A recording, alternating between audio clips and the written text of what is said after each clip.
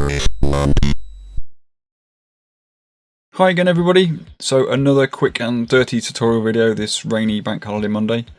So after I put together the MS control by MH Modular, I got in contact with MH Modular because I wanted to know if it was okay to share his website link in my YouTube video. And we got chatting and he decided to send me a few more kits just for me to put together on the channel, which is very nice of him, thank you very much. So I've got three, one of which is the SMULT, which is a switched multi. So this is a passive multi with a switch in it. It looks like it's going to be pretty simple to put together. So it's passive, there's no power requirements or anything, there's almost no, there's no components like resistors and such, it's just switches and the sockets and then the PCB. So I think this is going to be a pretty simple job. I was given some tips by the owner of MH Modular about buying thinner solder. I've forgotten to do that. I was given some tips about buying a PCB holder. I haven't had time to do that. Been very busy. Yeah, so I'm such a professional, so organised. There's no, like I said in the last video, there's no components in here that will get damaged by static, but just for the sake of keeping things in one place, I'm going to put them in here. A metal tray.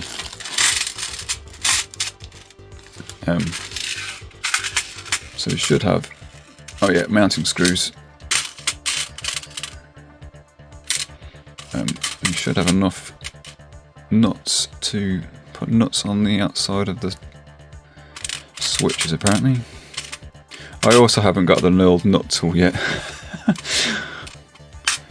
So yeah, there's a nut for each of the sockets and then we've got two for each of the switches because one of these acts as a spacer. I was also given tips by a couple of viewers about putting components through the faceplate before you solder them onto the, and yeah, great idea. It was also in the instructions for the kit that I put together last time, but I was being such an idiot, I didn't bother to read that bit. I made life much more difficult for myself than it needed to be. So I'll know next time. Put the components through the faceplate and then solder them into this PCB and then everything will be fine. So place one nut on each of the switches and tighten it. So this acts like a spacer so that these end up being the same height. So if we don't do that, these don't end up in the same place. So we need to put a nut on these. Okay, so there's two nuts on there. Place the switches and jack sockets on the PCB. Do not solder yet. Right. Note that some jack sockets share a solder pad for their ground legs. Where this is the case, push both the ground legs through the same hole. So if I remember, which I should, I'll play some of my music in the background of this video.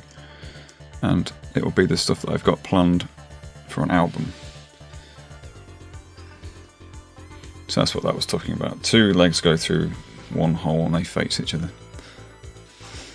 So I thought it was about time I put together another album. No, it doesn't matter which way around that goes.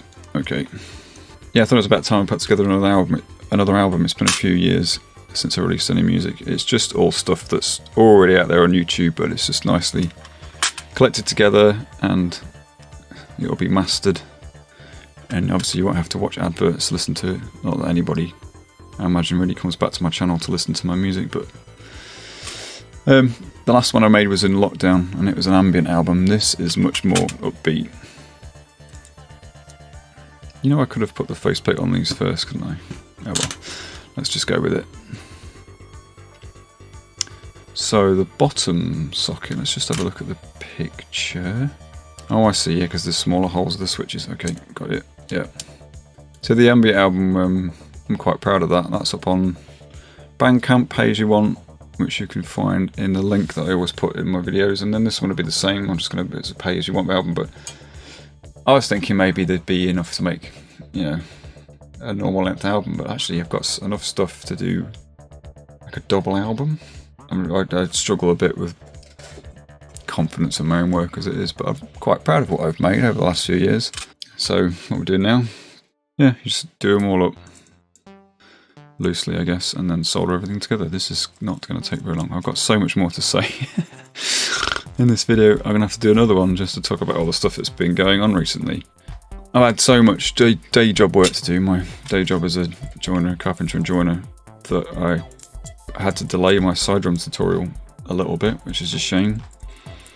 And that's been uploaded just recently, and that took quite a while. That was a hefty tutorial. It took several days to film. I'm glad that's done now. That's a very good bit of kit.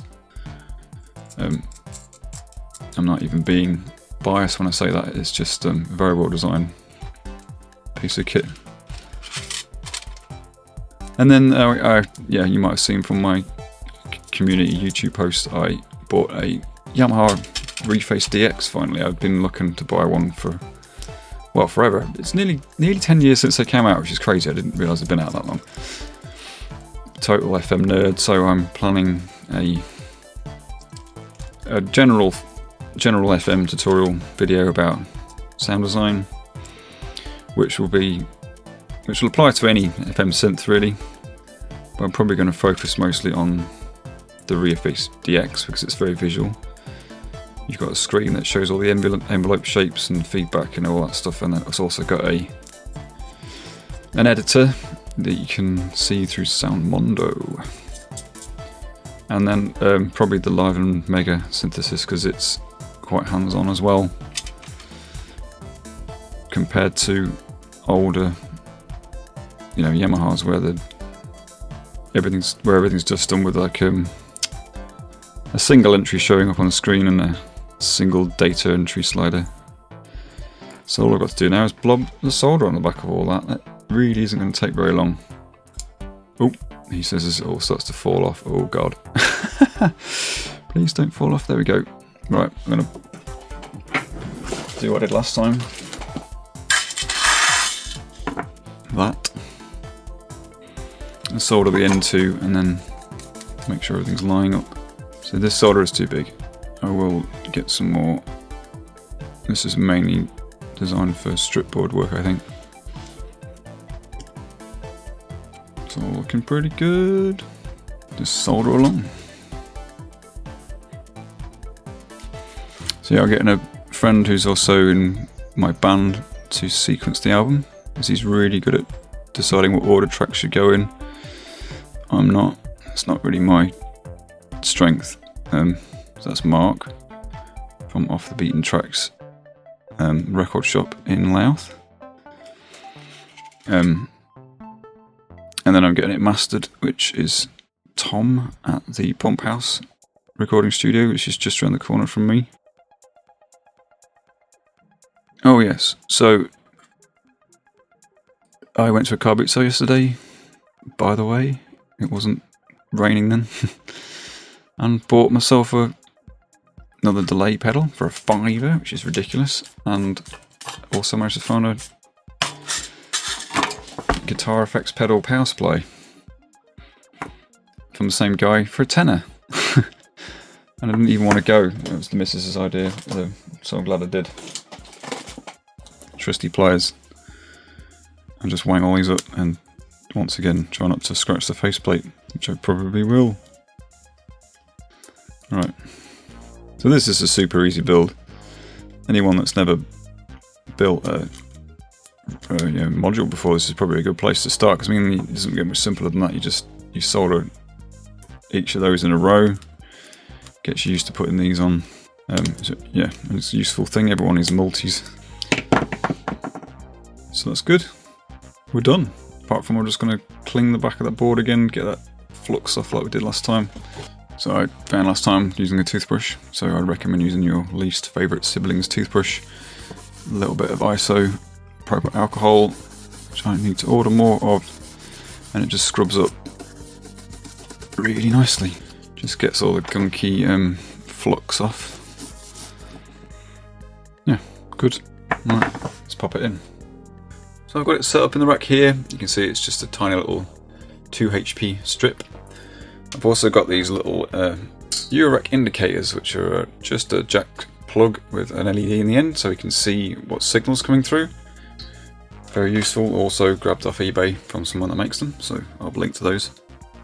So let's take an output from LFO. I've got a square wave LFO flashing away here, and then like a logarithmic one. So let's plug that into the top. and plug this indicator into one of the sockets below, and it's off because this switch is off. So because this is a switched multi, we can switch the signals on and off. So that is this square signal here you can see. And this gets copied down onto this socket, and this socket, until we plug something in here. So red would be this logarithmic output, and then we're getting that response, which is different. But this one remains. So again, this is switchable. So if we want to turn that off, we can. With this being a passive circuit, we can use those sockets whichever way we want to. So if I plug these two into that one, we're going to get a mix of those two signals coming out of this socket. So that is a mix of those two LFO shapes. So as an example, I've got the first LFO shape going to the top and the second LFO shape going to the bottom. And we can use the switches to switch these modulation sources on and off. So if I run them into an oscillator, we'll be able to hear what that's doing.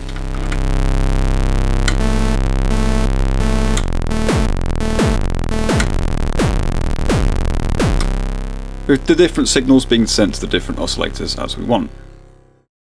So in this example, I've taken the output of the two drone oscillators on the CPM DS2 and I've plugged those into the top sockets here. And these are the outputs that are going to my mixer with the purple and grey cable. So I can plug those in. Then I can turn on the two components of the sound so we can listen to them.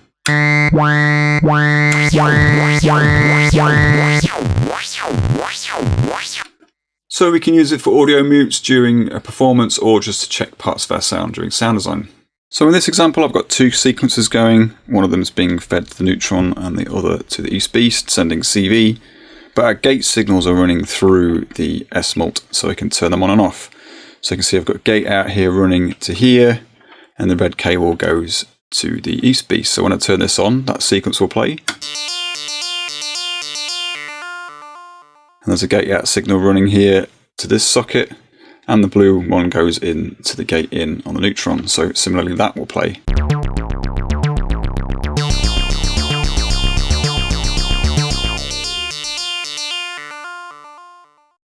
So that's another way we can mute parts of the sequence using gate signals. So I hope you found this tutorial useful. Please like and subscribe and all that stuff, and keep an eye out for more build tutorials coming in the future. Cheers.